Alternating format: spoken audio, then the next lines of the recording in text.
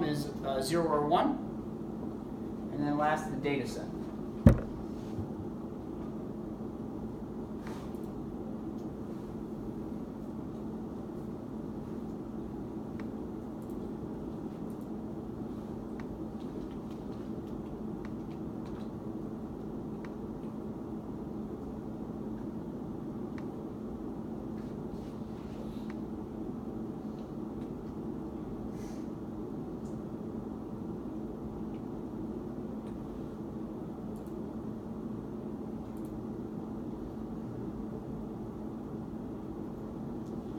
When you do it the original way that we had it, it gives you the item difficulties, but because you've included an intercept, it gives you, the intercept is actually the average item difficulty across all 6 items. And so the item of difficulty 2 is actually the intercept plus this value. If you want to make it easier on yourself so you don't have to do the addition, you can change the code to something like -1 plus the variable. -1 is code in R to suppress an intercept. It means omit an intercept. It automatically includes an intercept unless you specify otherwise. When you do that, you get the same answers, but now it reflects the item difficulty. The individual, it's actually negative the difficulty. So the first item has a difficulty of positive 0.58. or an easiness of -0.58. Remember, this is our typical formulation, but in this package it actually does something like theta I plus bj, because this is the kind of typical regression formulation. So in order to interpret this b as a difficulty, you have to just change the sign. So it represents those parameters as easiness parameters, so to speak. And when you don't suppress the intercept, in other words, the original code, that intercept doesn't represent the average difficulty, it represents the difficulty of item 1. And then these numbers represent the deviation from the first item difficulty. So you'd have to add these two numbers together to get the difficulty of item 2. If you do that, you would find out that you would have a difficulty of about 0.38.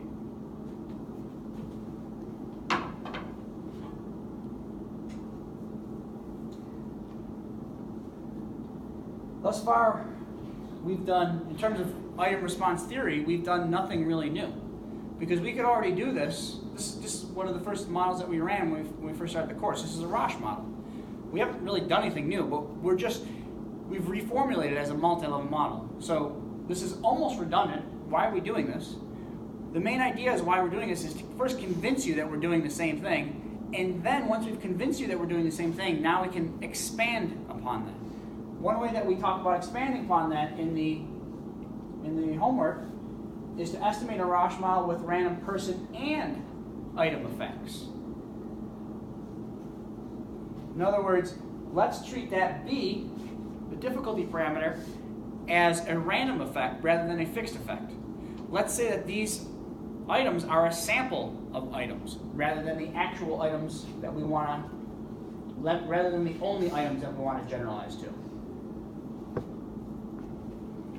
Well, that's a really hard task in item response theory, the way that we're going about it, but under our new approach, it's quite simple. All we have to do is introduce another random effect or another latent variable for the item difficulties. And so rather than write variable as we did a minute ago as a fixed effect, we just put it in parentheses, and that automatically indicates that it's a random effect now, or a latent variable. So now, people's responses are composed of 2 latent variables. One latent variable is the one we're interested in, theta, or workplace relations. The second one is almost like a nuisance factor. We gave these questions to get an idea of the workplace relations, but really we're not interested in these questions, so we just kind of want to marginalize them out. Or we're not interested in these specific questions, we just use those questions to get the answers. So if you estimate that model,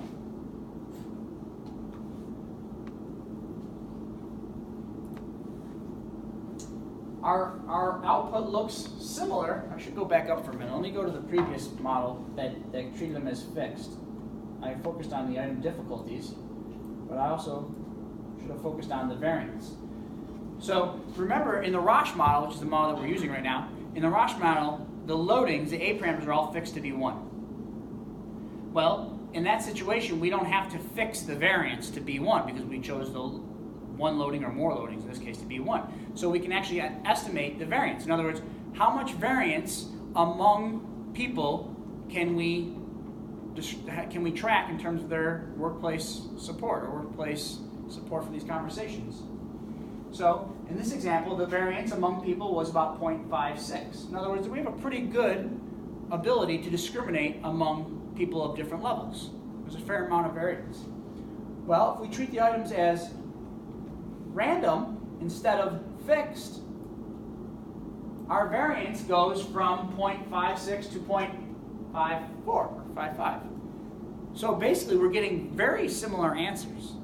In addition, we now find something else.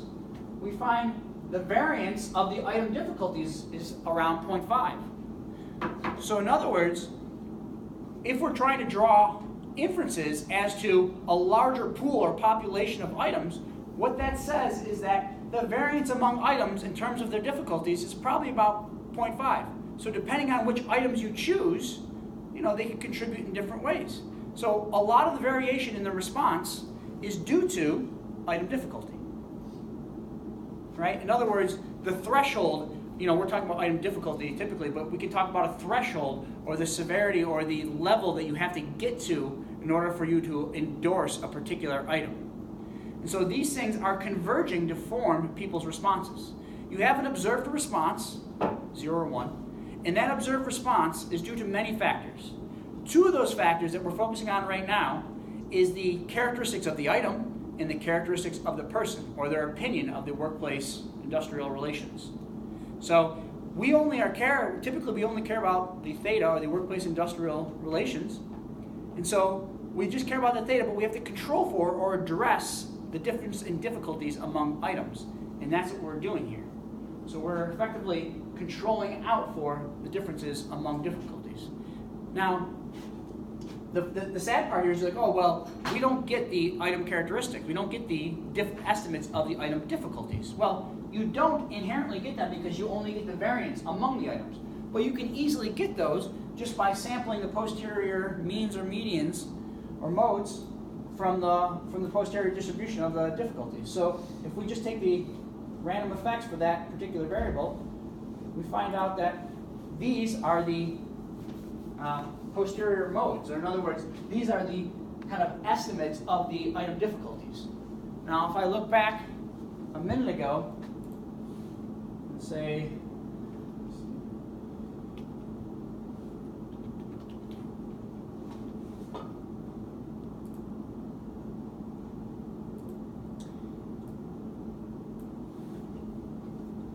so on top are the random effects, the estimates of the difficulties, and then on bottom are the fixed effects, estimates of difficulties. So these should correspond. There's differences here. And the difference is due to the fact that we only have 6 items in this instance. This difference suggests it's probably not a good idea to treat these items as random right now. We don't have enough information. So our kind of best guesses using a random effect are not very good. The ones on the bottom, the fixed effects, are likely to be much more reliable in this particular case.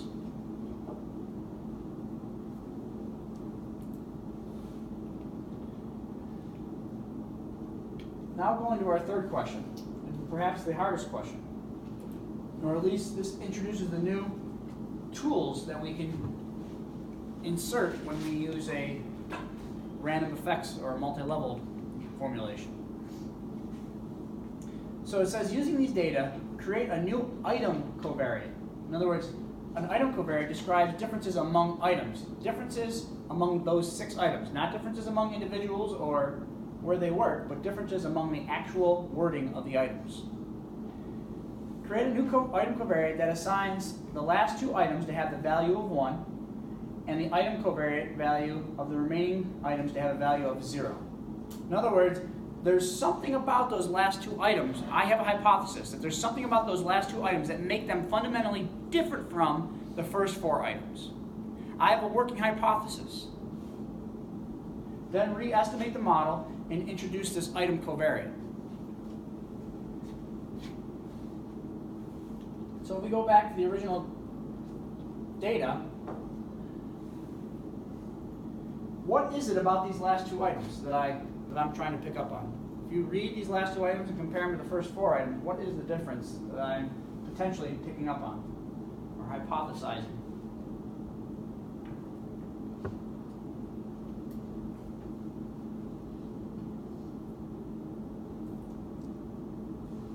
They're harder. They're harder. In the sense that, why? Well, because you're talking about now approaching a union representative, which is a higher level of engagement, or Yes. you're more disgruntled, or you're like, to go and outside to get to a union person, you've got to have a serious issue. Yes. Or So be you're highly using- engaged or highly motivated. You're using harder as in the kind of Yes. typical mainstream usage, not as in difficulty. Yeah. Right. Yeah. being a former union person myself, I'm like kind of like Rebecca's saying it, but looking at it as maybe people get more honest reactions because they know the union person isn't going to spread anything or say anything versus the others where there may be, and there's a lot of confidentiality with 5 and 6 that's established, so like you get more truth. So, yes, you guys exactly picked up on what I just hypothesized just by reading these for a simple example. And I think Rebecca's incidental use of the word harder in terms of kind of the typical meaning, in other words, it takes more to observe those, for those to happen, for those meetings to take place, or those discussions to take place, incidentally correlates with the idea of difficulty that we've been talking about. That. I know you did. I was trying to, I know. But I'm saying, there's an intuitive connection there, right? There has to be some, in other words, there has to be a strong workplace relation in order for, or a higher level of need for these discussions to take place if you're involving the union. So one hypothesis I might have is that union discussions represent more difficult items, or they are indicative of a situation where there's a strong workplace environment or strong workplace, what was the concept that we were talking about?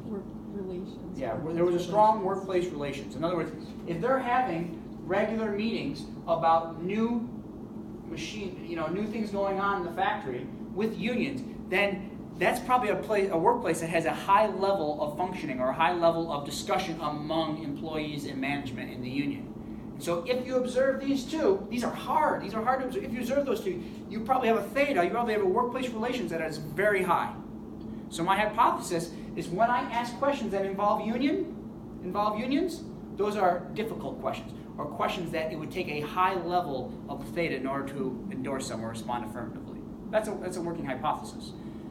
We couldn't test that with what we were doing before. Had we not reconceptualized these as multi-level models, it was very difficult or impossible to test this type of hypothesis.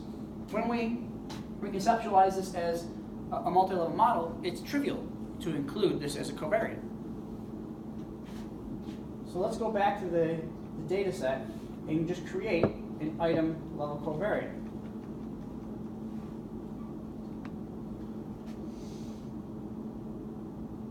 So it must be 1005 in this data set.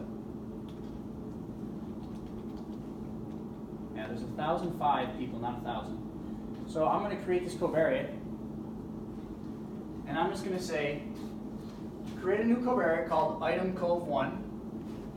Give it the pattern 000011. In other words, the first 4 items don't indicate or don't use anything associated with unions, but the last 2 do.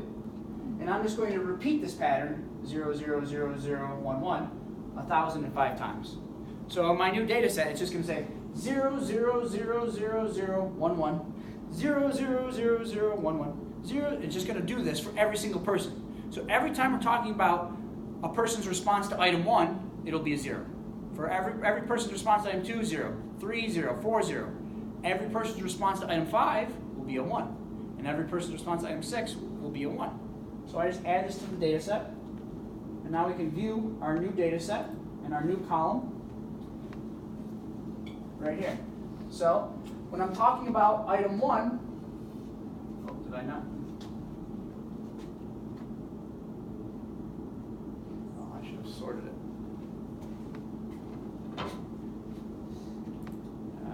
Sorry, we have to do something else.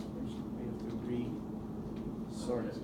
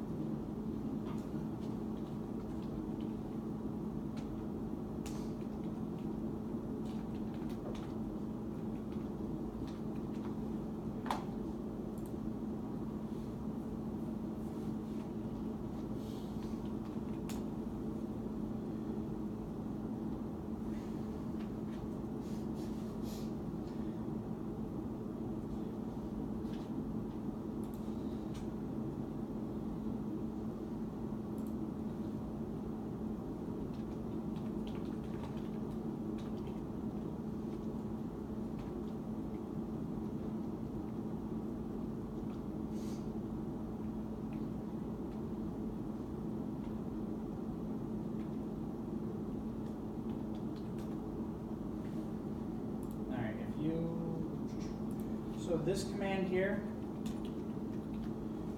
it doesn't change any data. It just sorts by person ID. So Youngfeng asked earlier why it said, I think it said person 1, 2, 3, 4, 5, 6, 7, 8, 9, all the way down to 1,000, and then stack them that way. Now all I've done is reorder the data so that it lists the first person every time they're mentioned in the data set first. So there should be 6, 1, 2, 3, 4, 5, 6. So the first person and his or her response to the first 6 items, and the second person. So all I did was sort the data set. Once I sort the data set, then I can use this item generation, or this covariate generation.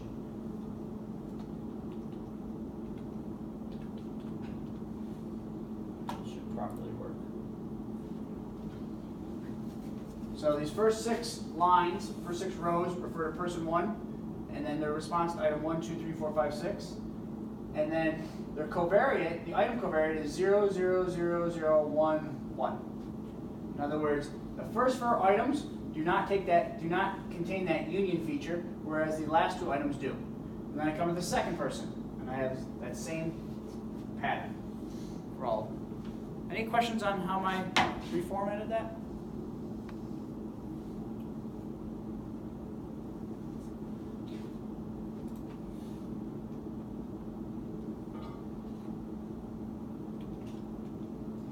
So now, I'm going to estimate my model, just like I did before.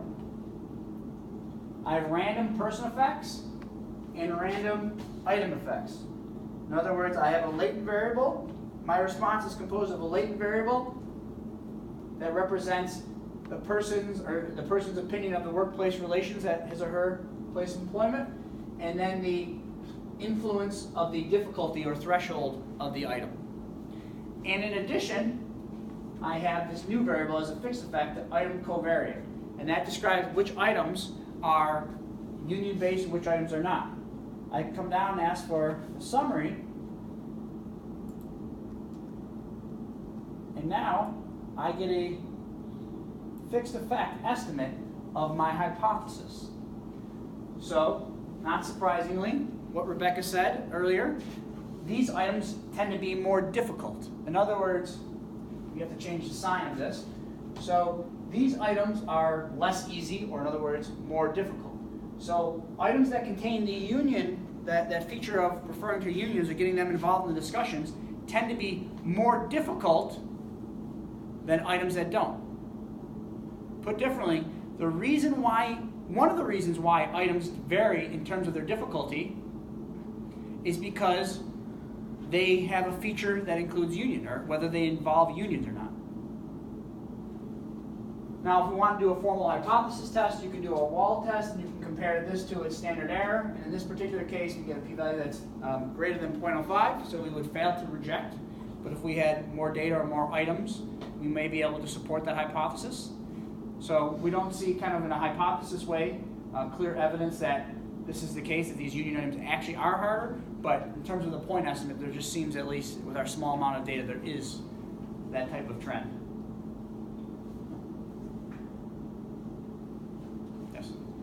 Quick question. So for this one, because it's a fixed effect, we don't add that intercept value to the items estimate or the fixed effects estimate. So it depends on what you're talking about. So the items, this is the average difficulty for items, or actually average easiness, for items that do not have that union characteristic. So the first 4 items. Then the sum of these is the average difficulty or average easiness for the items that do contain that union reference. Does that make sense? So and it's a little bit bulky sometimes, but it literally is interpreted just as dummy variables are. So if we had something like male, female here, whatever the intercept represents, that would be, we actually don't even, we could actually treat item as, we can make it more explicit by just doing, if we want -1.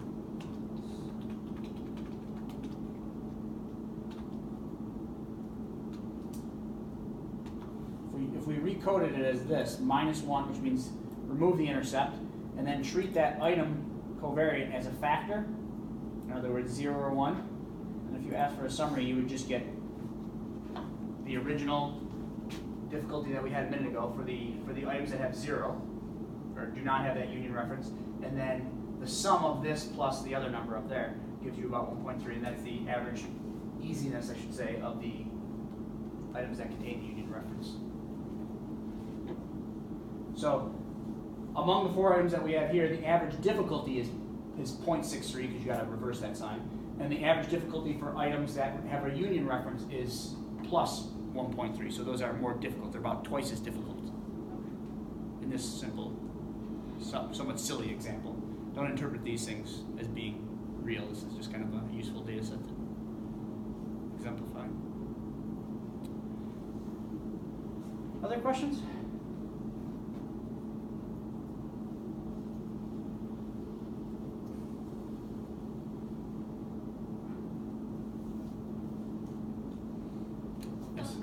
So for the model with the random effect, we need to,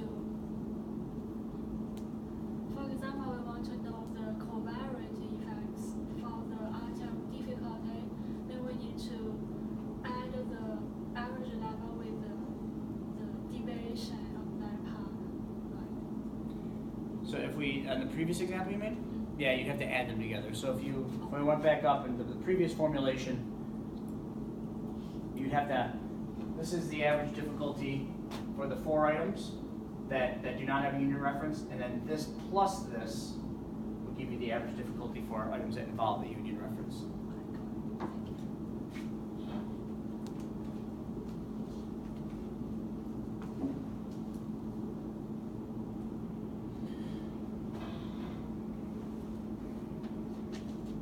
So there's some inferences that you could at least try to draw from this. One of them would be something like, if I wanted to develop a survey that had more difficult items or that differentiated among individuals in terms of their opinion of people with a high level of workplace relations, what type of items would I want to include? Well, you'd probably want to include items that have a union reference.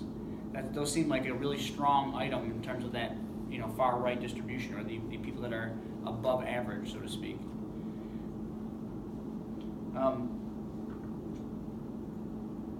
If you wanted to talk about one of the outcomes of high levels of workplace relations, well, one of the outcomes is that there's more talks with unions. That's, because remember, the theta, or the workplace relations here, is the predictor, and the outcome are these items. And so, and kind of an effect or an outcome of, or a downstream effect of having a high level of workplace relations is probably that the unions are regularly involved in these talks. And there's a lot of formal discussion about new machinery coming in and new things going on in the factory. There's a high level of dialogue, formal and informal dialogue.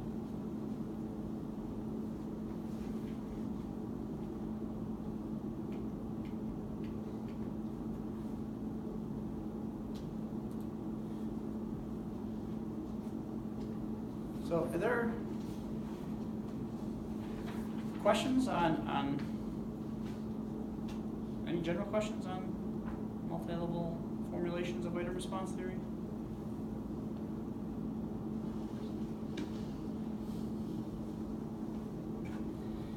Okay, let's transition now to our topic for today, Monte Carlo simulation.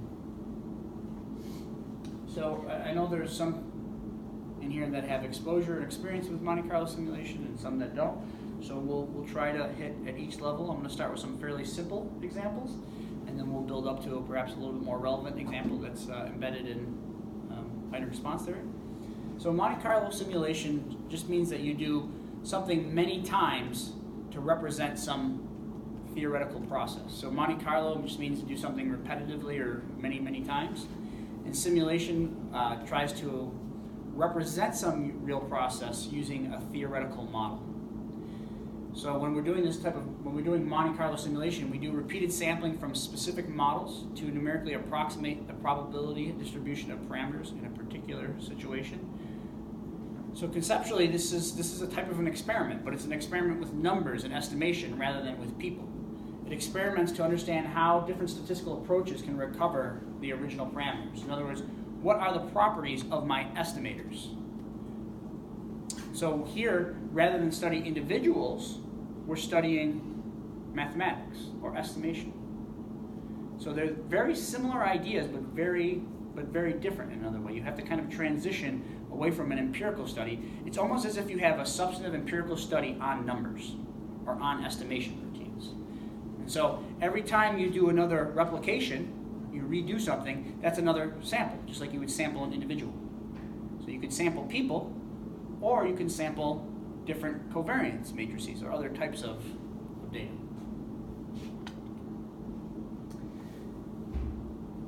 So on a high level, the value of simulation is that it's extremely versatile. If you can write down the model and estimate it, you can study the performance and the finite probability distribution of its parameters.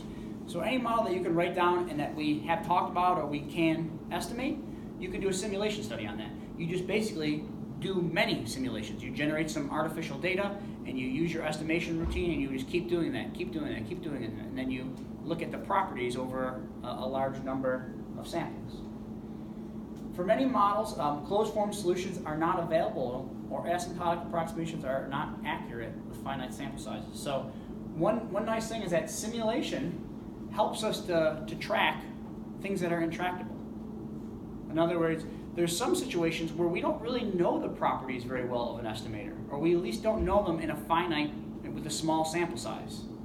And so if you want to know how a particular estimator performs with your data, your situation, your specific example, well, you can do that via simulation. You don't have to do fancy analytic calculations. Sometimes those analytic calculations are available, sometimes they're not. Either way, whether available or not, if you don't want to sit down and do all the math, you can just do a quick simulation, which is usually a very nice tool. There's limitations, of course. One of the key ones is that simulation only allows us to understand how a parameter behaves in one specific context. In other words, if you want to make generalizations, you can't really do that with simulation, because simulations only focus on the conditions that you consider in your simulation. And you can't consider all possible parameter values and all possible combinations of parameter values. It helps to understand and inform how a particular estimator works in different contexts, but it doesn't tell how it generally behaves, unless there's a lot of simulation going on, and then you can get a fairly good idea, but you still never really know, because it's just your results only really pertain to your particular conditions. However, that's a strong limitation, but it also in some ways can be a benefit when it comes to doing empirical analysis. Because when you're doing your substantive research, you are interested in how these estimators perform with your particular data set, or your particular research, or your particular context and conditions. And so it's really informative on your particular situation.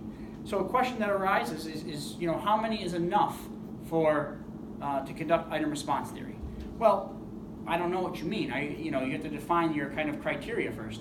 In other words, can we get an unbiased estimate of the item parameters with a sample size of 500? Well, of course it depends, but maybe you have a data set, and maybe you have a data set of 500 people, and you have some specific context, and you want to know how do these estimators perform with a data set just like yours. Well, you can do that. You can go ahead and say, oh, well, if I do a simulation, we'll do an example in a minute. If I do a simulation, here's the properties of this estimator of item response theory as applied to my data if I had a lot of data sets that look like this. The drawback is that because we only can talk about the specific conditions and combinations of conditions that we sampled or simulated on, we can really only talk about the results for your specific study or for a very narrow band of conditions. So the results don't generalize.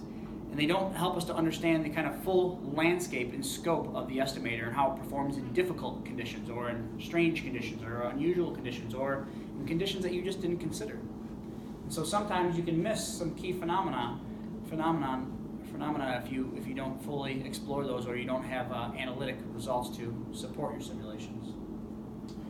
So a broad perspective on some steps in simulation. One is to develop a research or design question. This is critical. If you've taken another class of mine on designing studies, one of the things that I say is that an ounce of design is worth a pound of analysis.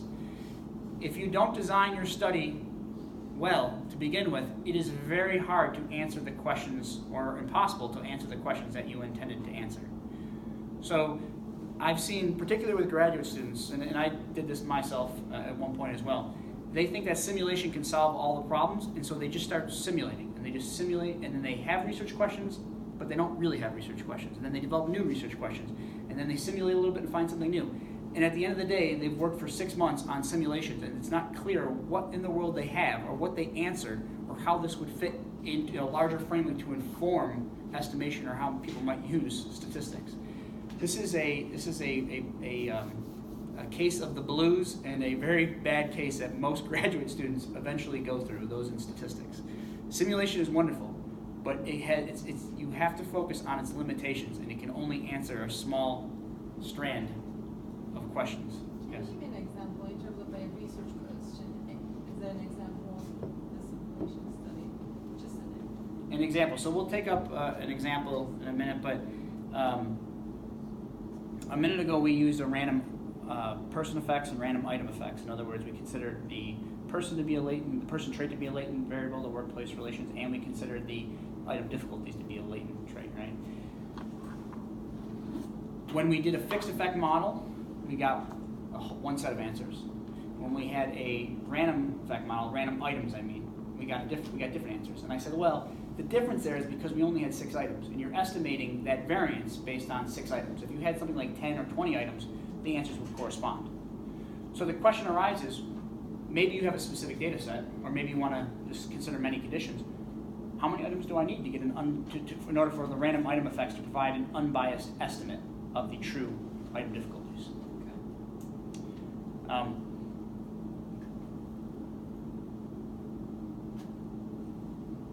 Another question would be, we'll talk about some more examples in a minute, but another question that people often talk about is designing a study in terms of power. What sample size do I need? How large of a sample size do I need in order to detect that? So let's say we go back to that item example. We had the item covariate and the union reference. In my example, I found that there was an insignificant or a not significant effect, right? The point estimate said that items that had a union reference were about 0.6 standard deviations or whatever it was more difficult. But when you did a hypothesis test, the p-value was something greater than 0.05, so you would fail to reject that. There wasn't actually, we couldn't conclude that the variation wasn't just due to random chance or things of that nature. So the question might arise is, well, if I wanted to test that hypothesis, formally test that hypothesis, how many items would I need? In that case, the number of people that you have matters, but the number of items is the more effective sample size because you're talking about differences among items. We only had 6 items there. Do I need 6 items or 10 items? If I had 10 items, what power level would it provide? In other words, power is the probability that you're going to detect an effect if it exists. So if the effect exists means if the union reference items are more difficult, how many items would I need? Would 10 be sufficient, or do I need something like 30? Because if it's 30, well, that's not really feasible in my example. But if it's 10, well, yeah, I probably could add a few more items in order to test that hypothesis. We'll talk about in a minute too there's often a lot of discussion. There historically has been a lot of discussion. What is a sample size necessary to estimate an item response model? And these are notoriously difficult models because you're using a categorical outcome and it's a multivariate outcome. So people have, used some conservative guidelines to say, if you're talking about a 2-parameter model, 1,000 is probably really good. If you have 1,000, you're good. If you have 500, you might be okay. But what do they mean when they say that? Well, there's different criteria. One criteria is, can we estimate the item discrimination parameter, which is the harder one, and the difficulty parameter without bias. In other words, if we have 10 people in our sample, there's a good chance that we're going to have some bias in our estimated discrimination parameter. We're not going to get the right answers. We just don't have enough data. If we have 1 million, we'll probably get the right answer. But where's the kind of curve for the bias? And then, how does that apply to a Roche model or to a polytomous model or to a multidimensional model? All these different things. And so one situation you might bump into is, oh man, we talked about conservative guidelines saying 1,000 for a sample size, and then we talked about, well, you probably get away with 500. That's probably good. I only got 170. I don't know how it's going to perform. My class, we use 500 as a guideline. Should I use it? What am I going to do? What? You don't have to ask. You don't have to just shoot in the dark. Conduct a simulation. See what the properties are. If it comes out that the average bias is 0.01, who cares? You know what I mean? It's like, oh, all right, so I'm going to get a small bias. If my answer for the discrimination parameter is 1.2, it should be 1.21. It's completely immaterial.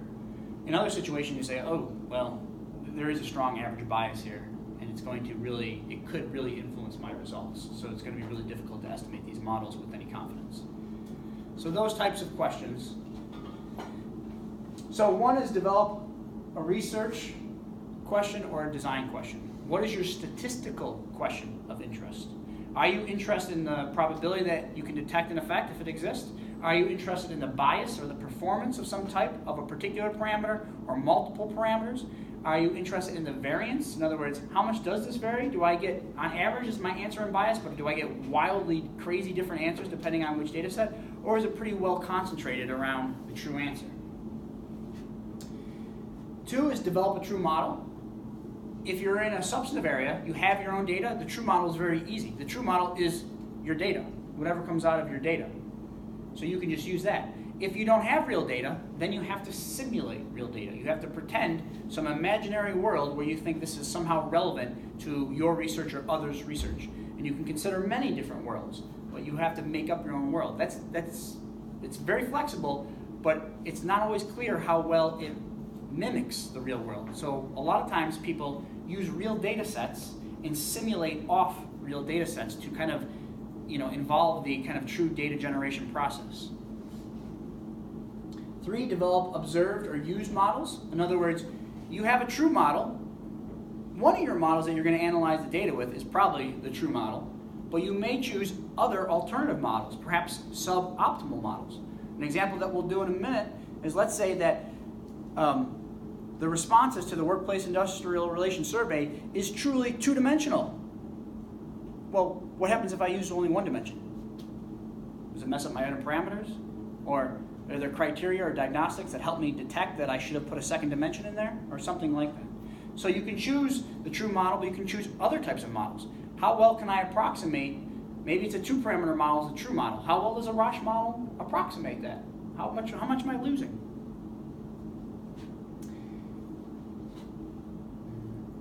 Generate data from all the models that you're interested in. Then estimate the relevant statistics for each model and compare estimates from the true and the used models or against some benchmark.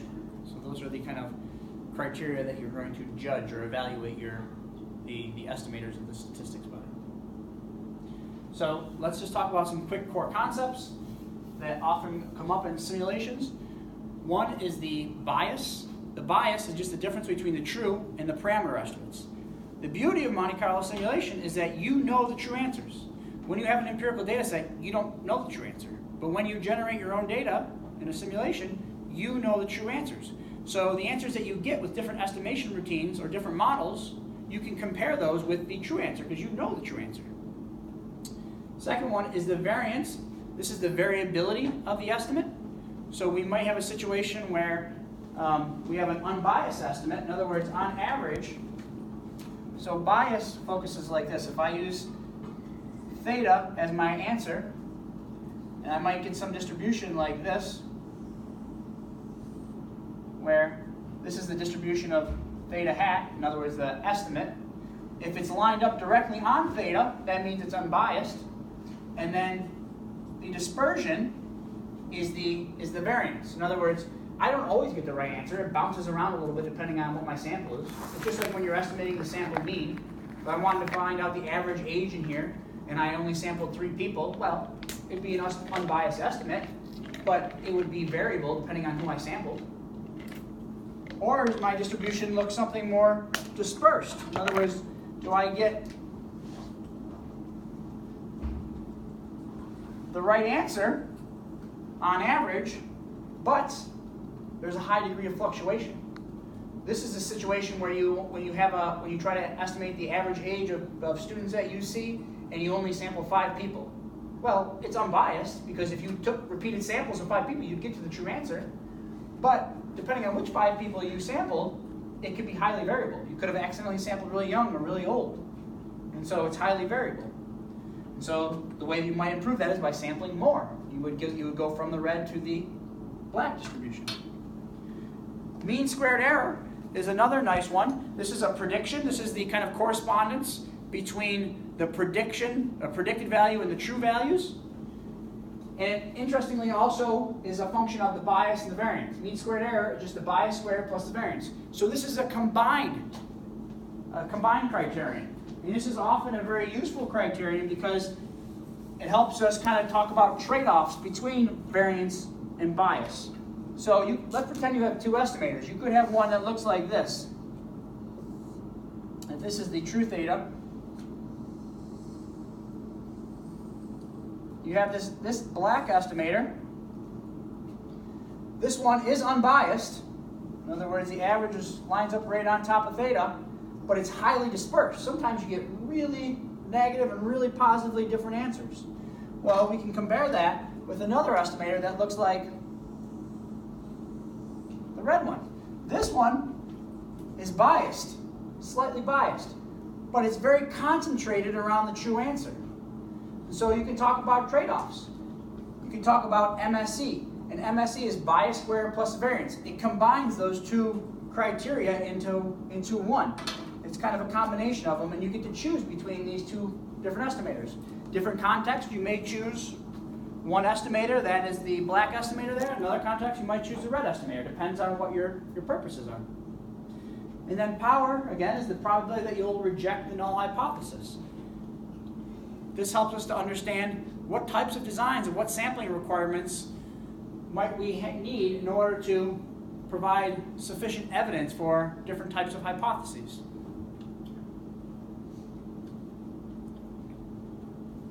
Okay, let's start with a really simple example, not focused on IRT, but focused on linear regression. Let's say that we have the following regression model. We just have a simple outcome, y1, and we have 2 predictors, and their path coefficients are beta 1 and beta 2.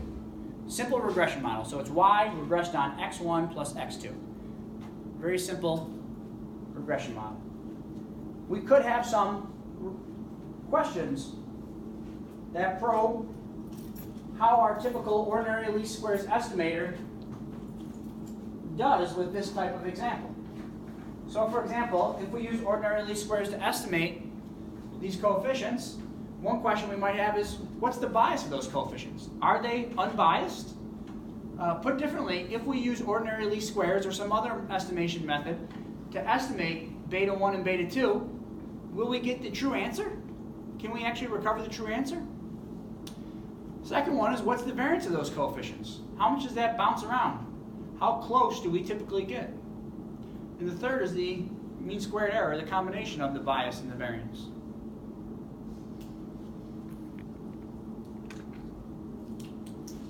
So let's jump to the R script that we have for today's class.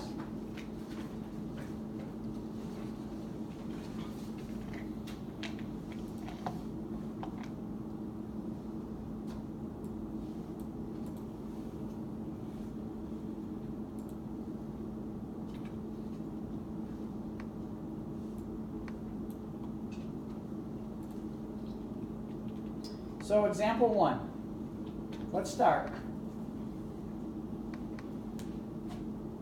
Go line by line. The first line says n equals 1,000. What that means is I'm just going to consider a sample size of 1,000 people in my data set. I could consider 500 or 2,000 or 1 million or 10, whatever number you're interested in. For the moment, I'm just going to pretend that I have a sample that I'm interested in data sets that have a sample size of about 1,000. Next line.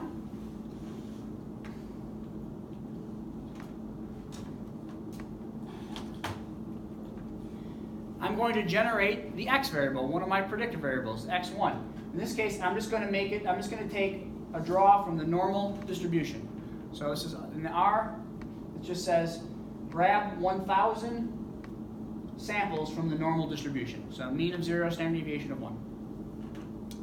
Then x2 is going to be something similar. It's going to be a sample from the standard normal distribution, but it's also going to be added to that first variable, x1. What this does is just induce some correlation between x1 and x2. So x1 and x2 are correlated, and they both will predict y. My next line, I form y. Y is just going to be a function of x1 and x2. And some random error.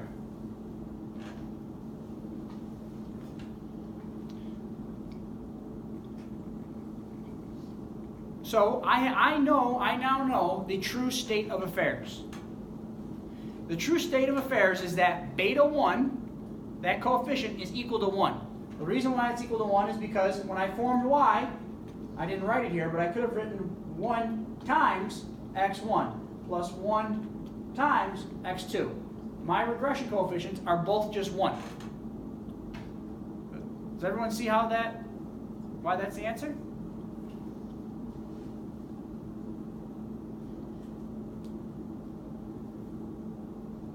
So now, when I go ahead and estimate, now I go ahead and use y, x1, and x2, pretending that I don't know the betas. I go ahead and just use the data and estimate those relationships. When I do that, I get some answers. Here are my answers. x1 is equal to 1.04 and x2 is equal to 2.95. Well, the true answers are both 1. So we got pretty close, but we weren't perfect.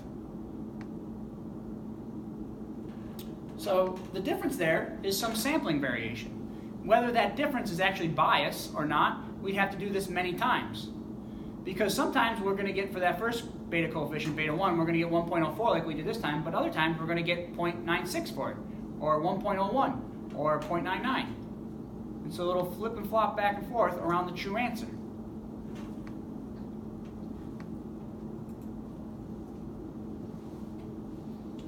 Another question is, well, let me use a model that's not correct. Let me omit x2. Let me say that y was generated as a function of x1 and x2, but let's pretend that I didn't know x2. Let's pretend that it was unobserved. Well, would my coefficient for x1 be biased? Well, if I estimated the model, ignoring x2, because I left out x2 in this one, well, what's my answer? I get, whoa, 1.93. But what's the true coefficient for x1? It's just 1. So there's some bias there. There's something wrong. The something wrong is that I omitted x2. I can't get an answer, an unbiased answer of the relationship between x1 and y unless I control for or condition on x2. So we have some type of omitted variable bias here, or unobserved bias.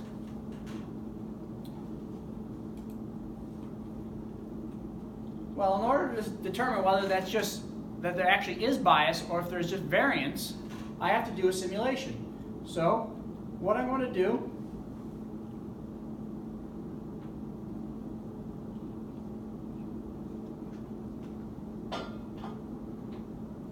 is run a simulation. So I need to do this many times. Let's do it 1,000 times.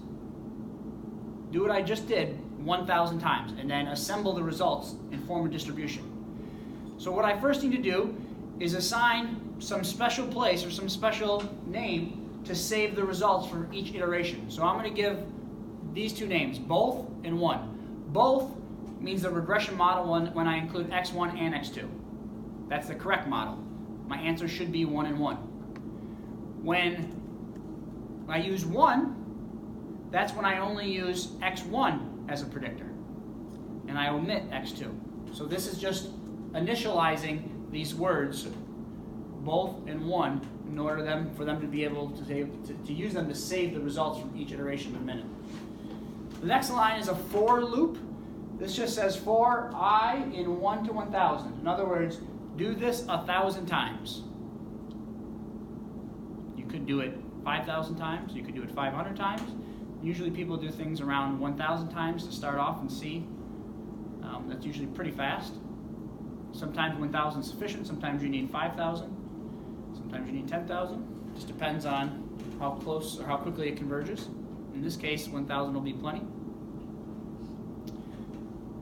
My next lines are now just generating the data just how I did a minute ago. I just say my sample size is 1,000. X1 is a sample of 1,000 values from the standard normal distribution. X2 is a sample of 1,000 values from the normal distribution plus X1. And Y is just a sample of 1,000 values from the standard normal distribution plus X1 plus X2. So again, I know my true answers here. The coefficient for X1 is 1 and the coefficient for X2 is 1. After I generate the data, now I come down and I do my analysis and save the results. So for this first line, I say both, that's what I'm using to save, is equal to, well, it just says concatenate or put together whatever both was before, so the prior results, plus the new results. The new results just say, tell me what the regression coefficient is for this model, for the linear model or the ordinary least squares estimates.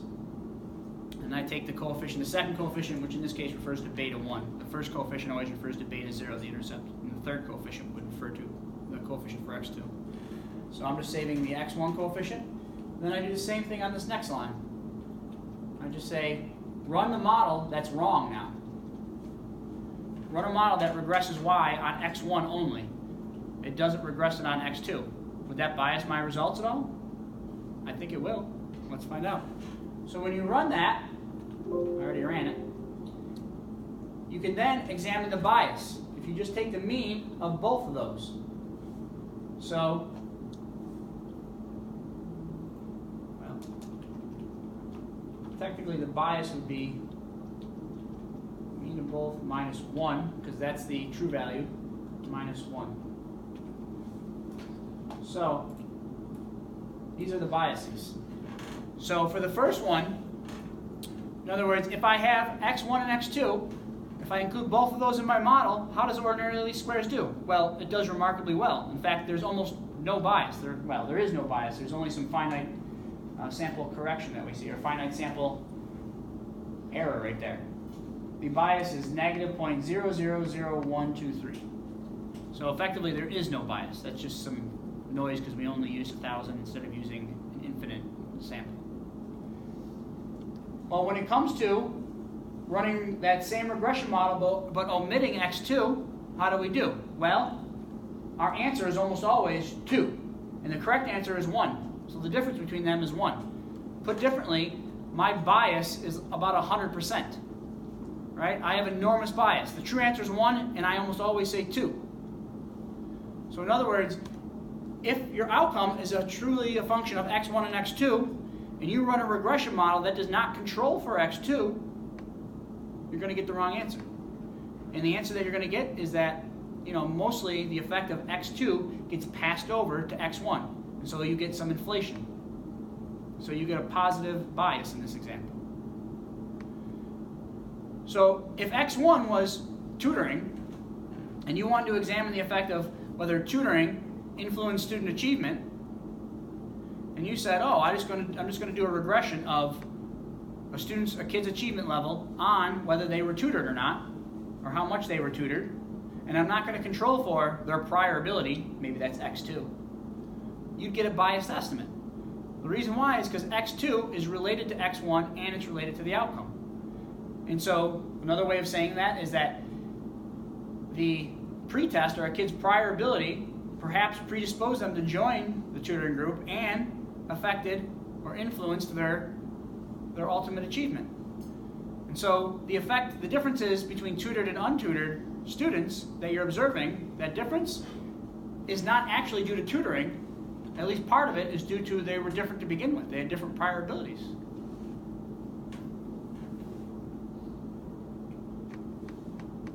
We can also look at the variance. In both cases, the variance is really small, 0.002. So in other words, this is an unbiased estimate when you include both variables. It's an unbiased estimate, and it's a very efficient estimate. It's very close. With 1,000 people, you almost always get very close to the answer. You usually get 1 plus or minus 0.05. You're almost always between 0.95 and 1.05, for example. You're always getting very close to the true answer. Very little variance.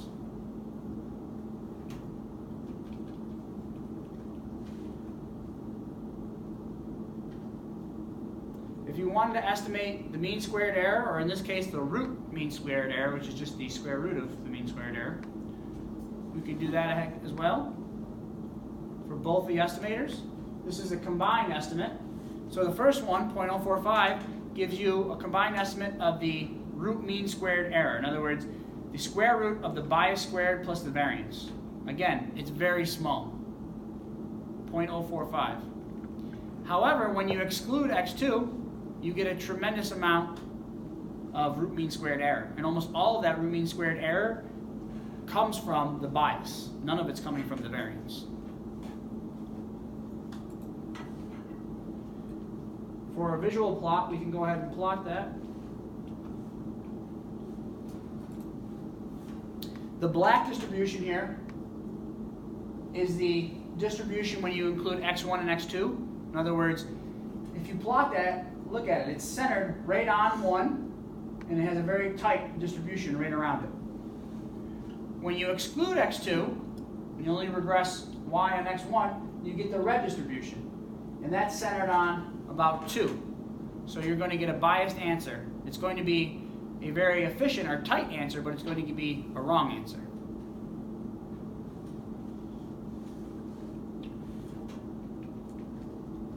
Okay, let's take on another example more relevant to item response theory.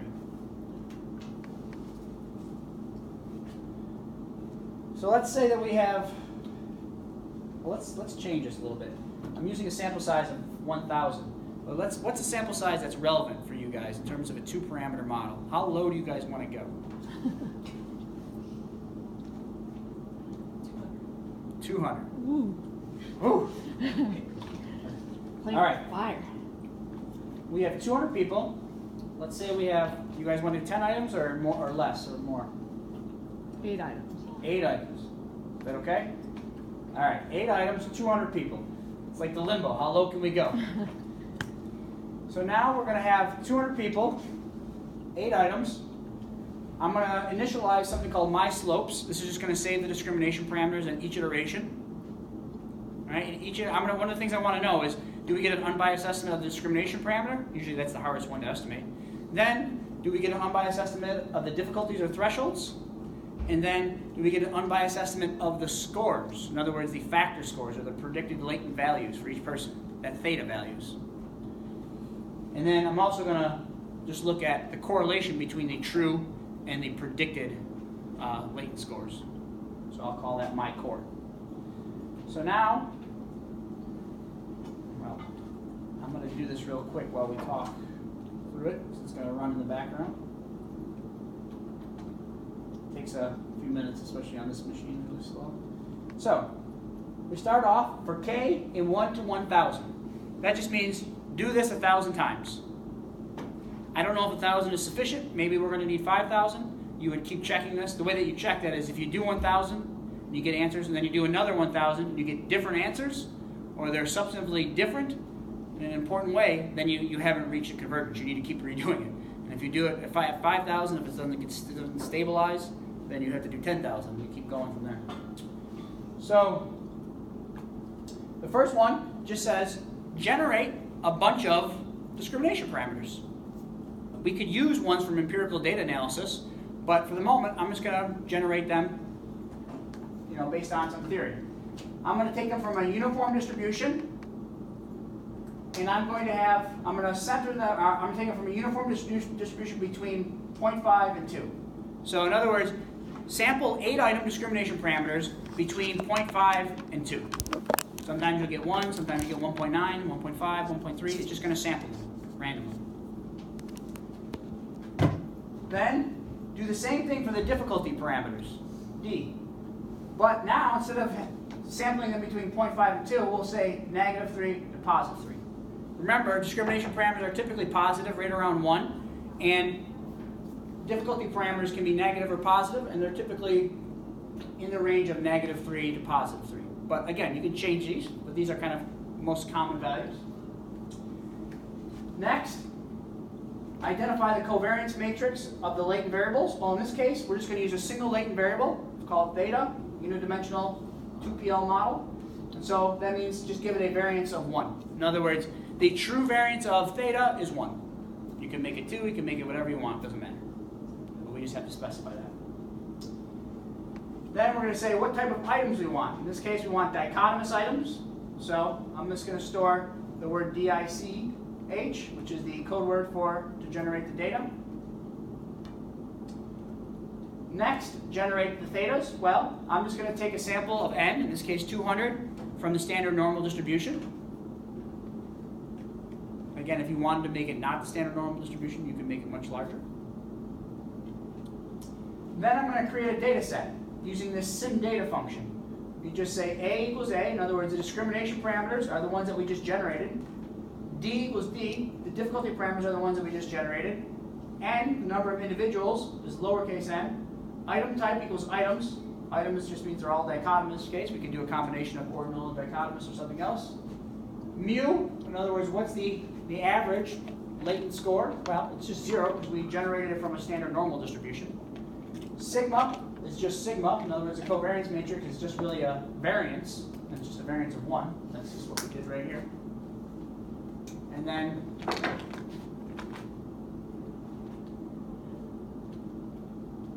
theta is equal to theta. In other words, the true theta values are those that we just sampled from the normal distribution.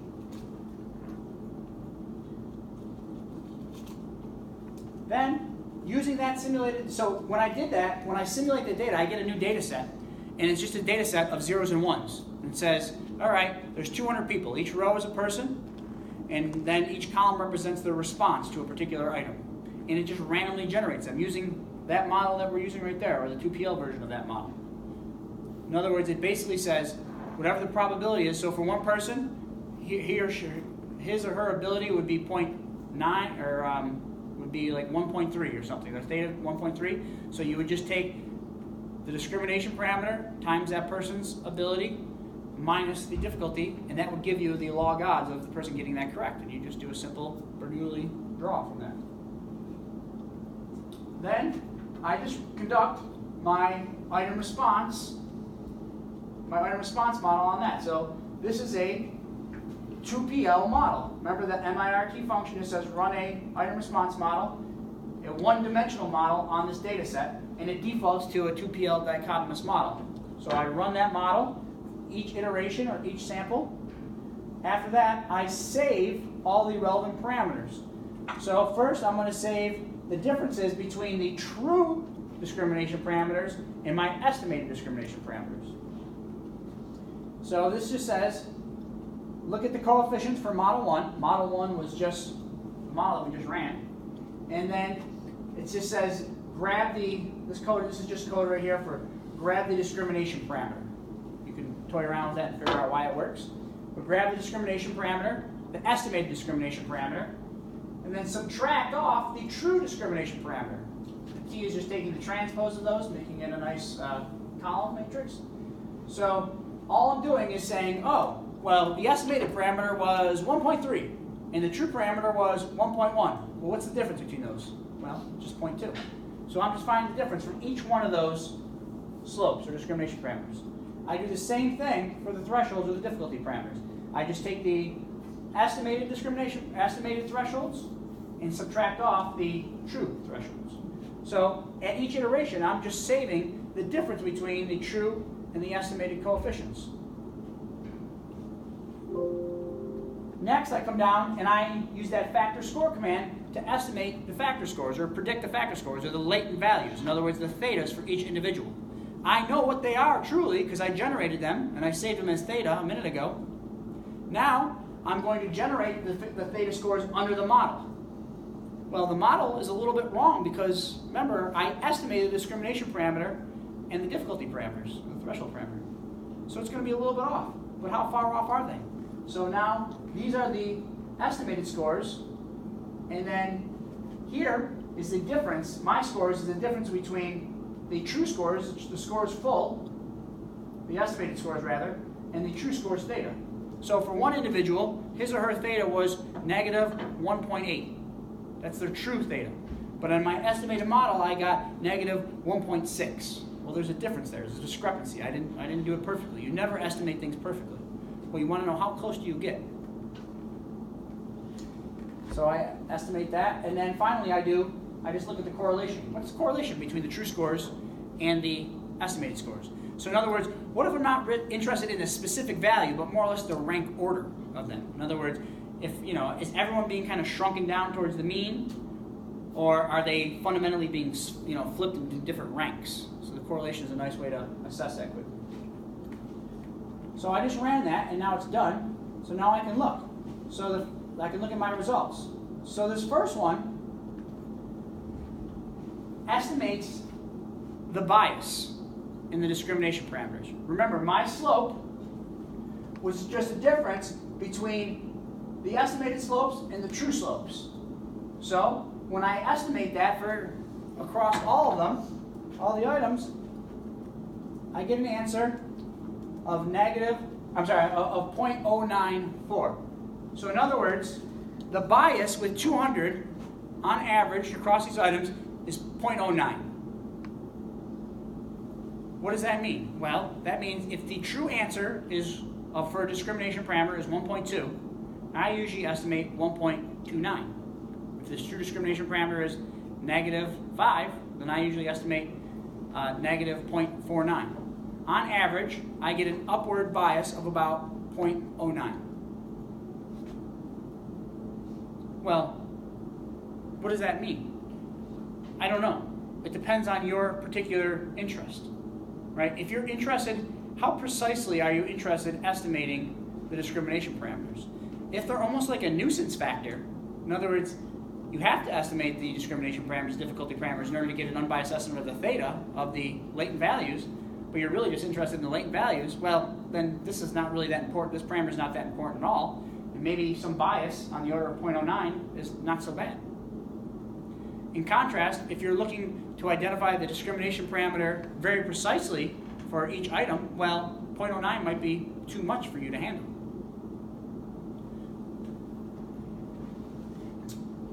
We could also look at the thresholds or the difficulties. In this example, we have almost unbiased estimates. It's almost perfectly unbiased. In other words, there's some bias in the discrimination parameters, but we can estimate the difficulty or threshold parameters very precisely, even with 200 people. How about my scores? Remember, my scores was the discrepancy between the true scores and the estimated scores. Well, the average discrepancy is 0.002. So using a standard normal distribution, in other words, the mean is 0 and the standard deviation is 1, the bias here is 0.002. So 2/1000ths of a standard deviation. So mostly, for the most part, if someone's true score is 1, I estimate their score to be 1.002. Almost no bias. So if you're interested, the results thus far from this say, if you're interested in estimating the item discrimination parameter very precisely, well, you're getting a bias about 0.1, about 1/10 of a standard deviation. I don't know if that is it acceptable or not. I don't know. Maybe it's not. Maybe it is. In most cases, I don't think that's a huge deal. 1.2 versus 1.3, for example. If you're interested in estimating the difficulties, you have almost no bias here. If you're interested in estimating the factor scores, or estimating the latent values of different people, you get almost no bias, even though there's a little bit of bias for the discrimination parameters. So we get unbiased estimates, effectively unbiased estimates of theta. What if we increase this to, say, 500? Let's just try 300.